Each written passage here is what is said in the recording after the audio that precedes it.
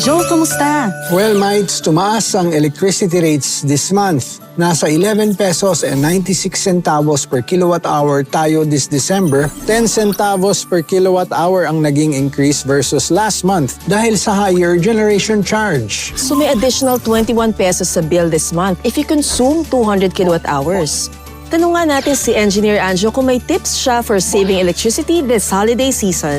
Actually, nagtitest kami ngayon ng electric fans sa Meralco Power Lab. Kailangan natin yan sa mga family reunions. Turns out, mas tipid ang DC fans versus the usual electric fans. Halos kalahati ang consumption. Pwede rin ito i-check sa Meralco mobile app, right? Tama, pero mag-download na ng bagong My Meralco App for a seamless and enhanced experience. May appliance calculator din dito. Thanks for the info, Muy. Merry Christmas, everyone! To better manage your electricity usage, download the My Meralco app today.